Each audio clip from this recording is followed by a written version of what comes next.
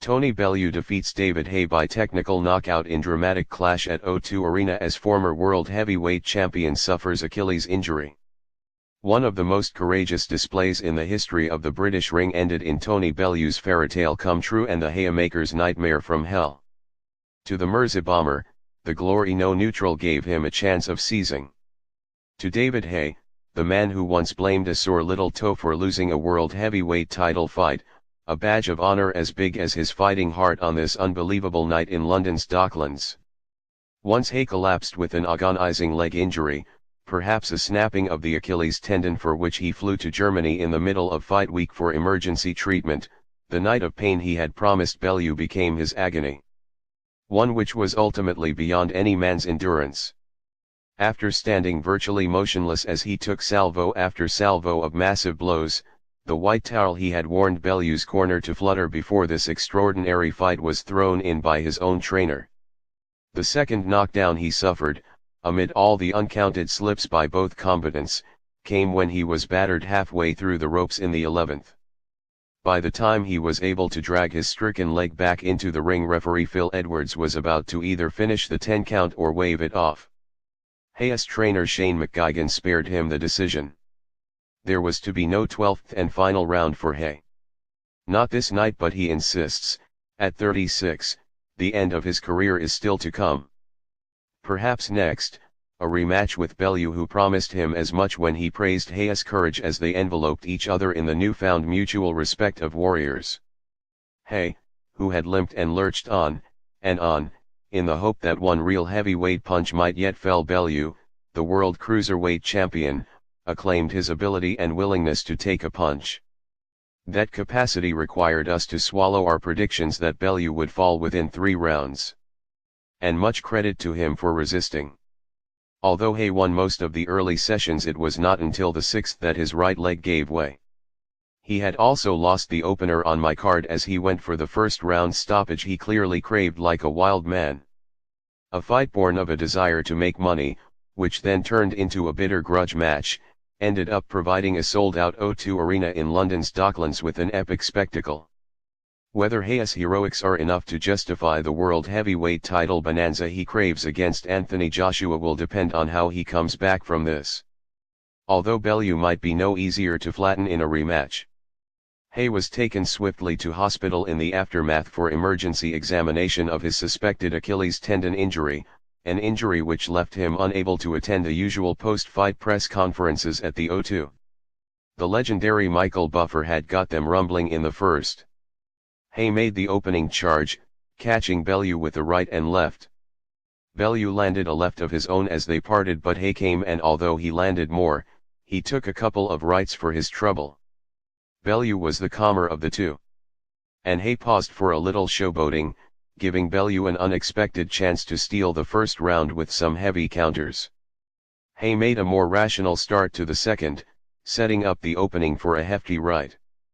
But, when it landed, Bellew simply shrugged at him. Haye's timing was rusty, but when they exchanged big punches after one of his swinging misses, he still managed to get the better of it. Bellew was unperturbed at this stage and certainly the more relaxed. But he hardly threw a punch of note in the third as the clash rumbled on. Moving into the fourth, Haye began stalling his man. Bellew was clearly looking to take it into the later rounds, but was sent staggering back into the ropes by a thunderous right-left-right combination.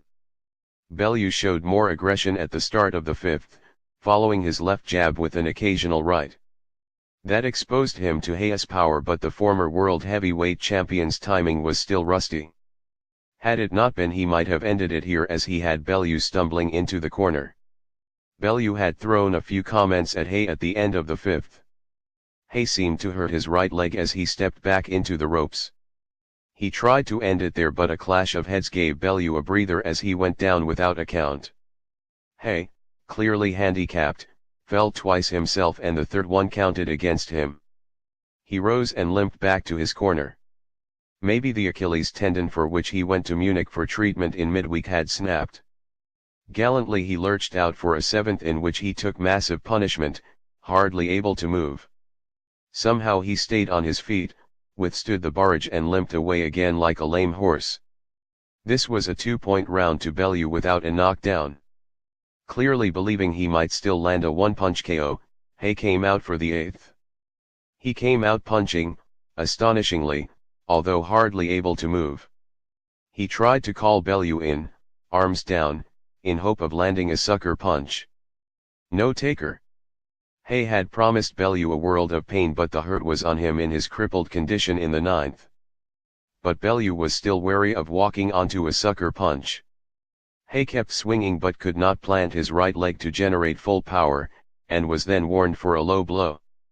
Bellew threw a few remarks at the opposite corner at the end of the 9th, but, in truth, Haye was putting in one of the ring's bravest performances.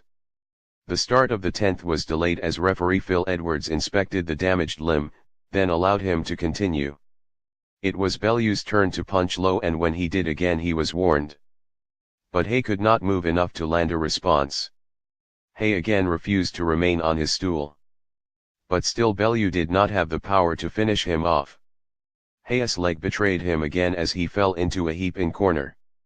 No count. But the one that mattered was soon upon him. Bellew's final flurry knocked him half through the ropes, and by the time he struggled back into the ring and rose to his feet, trainer Shane McGuigan beat the referee to it by throwing in the towel. In Haye's agony and Bellew's delight, they fell in the embrace of brave men. The pair of them had swept into the O2 on the tidal wave of bile spewed during the obscene build-up to an event for which the marketing was as ugly as it was brilliant. Awaiting Haye were Anthony Joshua, who he wants to fight him next, for love and money, and Derek Chisora, who is campaigning vociferously to box him again. Joshua's choice will follow his April 29 Battle of the Ages at Wembley against Vladimir Klitschko, the 41-year-old who reigned over the heavyweight division for almost a decade before Tyson Fury shocked him and the world. Frank Bruno, whose heavyweight popularity Joshua is beginning to emulate, was looking on also, as was Britain's current world super middleweight champion James DeGale and his predecessor Carl Froch, now a TV analyst. There were more champions past and present in attendance, as it seemed the whole boxing world had bought into the hype.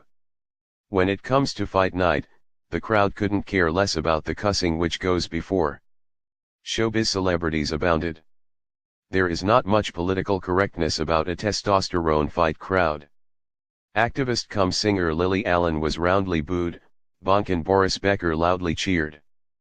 But the biggest roars prior to the ring entrances went up for Bruno and Joshua. Bellew bounced into the ring.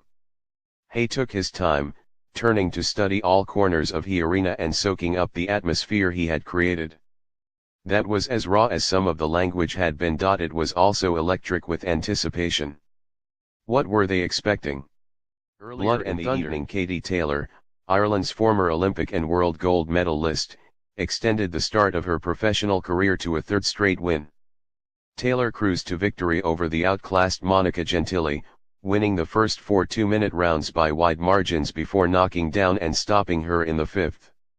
If anything, with her crisp combinations and slick movement, Taylor looks even more suited to the professional ranks than the amateur. But even given the shallow pool of talent in the women's game, there will be harder tasks ahead than Gentili, who was a late substitute.